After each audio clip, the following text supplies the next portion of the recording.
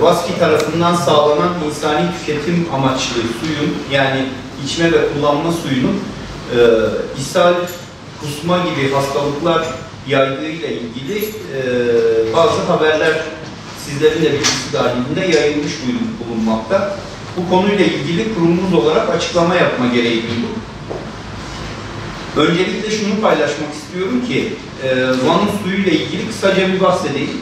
Van merkeze su sağlayan şebeke hatlarımız Gürpınar ilçesinde Bejingir su kaynağından kapalı bir ortamda, üstü kapalı bir şekilde su kaynağından çıkan su 1500'lük ve 2000'lik, daha önce sizlerin de bildiği 1500'lük ve 2000'lik su ishali hatlarında kapalı olarak Şabaniye su depomuza gelmekte. Burada hem gaz klor hem sıvı klor kullanarak bunlar klorlanmakta ve bazıları cazibeli olarak şehrin aşağı kısımlarına, yine kapalı boru ortamında, bazıları da bir miktarda terfi hatlarıyla şehrin yukarı kısımlarındaki 2 nolu su depomuz, 3 nolu su depomuz, Kevenli su depomuz, Bostaniçi su depomuz gibi muhtelif yerlerdeki depolarımıza terfi yöntemiyle pompalanmakta. Yani burada anlatmak istediğim şey, Van'ın içme suyu bir kaynak suyudur. Ve bu kaynak suyu, içme suyu arıtmadan geçirilmesi gerekli bir kaynak suyu değildir. Çünkü kaynak da sürekli kontrol altındadır.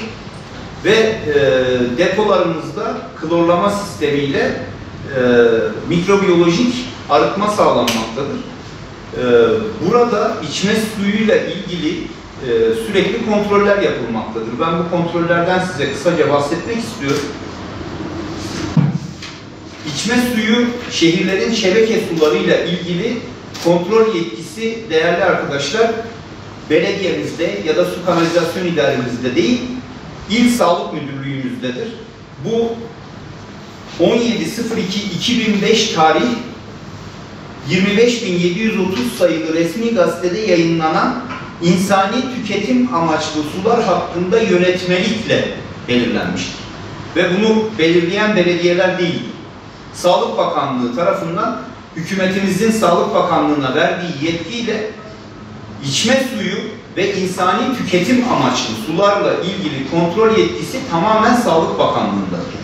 Ve düzenli periyotlarla, elimde birazdan sizlerle de paylaşacağım raporlarla bizim müdahalemiz dışında, bizden bağımsız olarak bazen 7 günde bir, bazen 10 günde bir, bazen 3 günde bir, bazen şikayete göre veya bazen bizden bağımsız olarak kaymakamlıklar, valilik, vali yardımcılıkları, açık kapı, belediyelere başvurulan masalara başvurulduğu yerlerde bizden bağımsız olarak ilçe sağlık müdürlüklerine ya da il sağlık müdürlüklerine resmi kurumlar tarafından başvuru yapılır.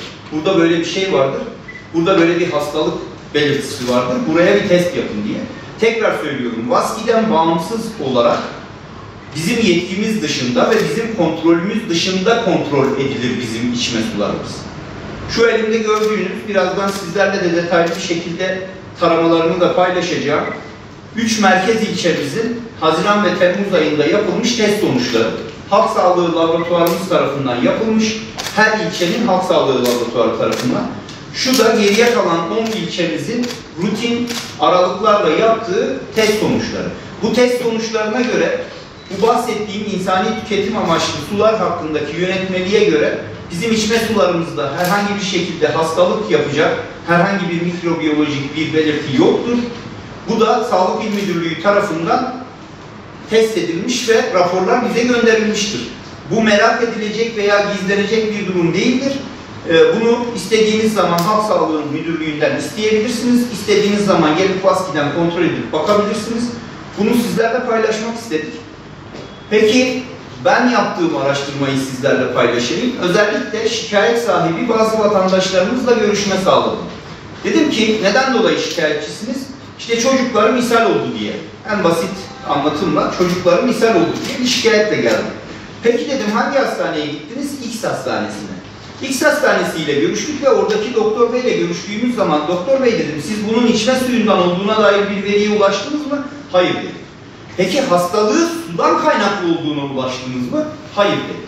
Daha sonra detaylı bir araştırma yapmak zorunda kaldık ki Şehrimizde veya bütün şehirlerde her yıl havaların ısınmasıyla beraber insanların sokaklara çıktığı, çimlerde oturduğu, yıkamadan ağaçlardan elmalar koparıp yediği veya çocukların sokakta gördüğü çamurlu bir suya düştüğü veya hortuma ağzınızı dayayıp içtiğiniz zamanları da bilirseniz mikrobu nereden alabileceğinizi tahmin edersiniz. O yüzden biz sizin hastalığı ya da hasta olmuş bir vatandaşın nereden hasta olduğuyla ilgili bir yorum yapamayız. Biz sadece görevimiz olan içme suyu sağlama görevini sağlarız ve İl Sağlık Müdürlüğü de görevi olan bunu kontrol işini yapar. Hastalığın nereden geldiğini bilemeyiz. Tekrar söylüyorum, başhekimliklerimizle, İl Sağlık Müdürlüğümüzle, bizzat doktorlarla yaptığım görüşmede böyle bir testin yapılmadığı, şikayet sahibi bazı vatandaşlarımıza ulaştı internet üzerinden. O vatandaşlarımızla yaptığımız görüşmede de ellerinde bir doktor raporunun olmadığı sonucuna ulaştı. Yani sudan hasta olduğunuz cümlesinin karşılığı içme suyundan hasta olduğunuz demek olmayabilir.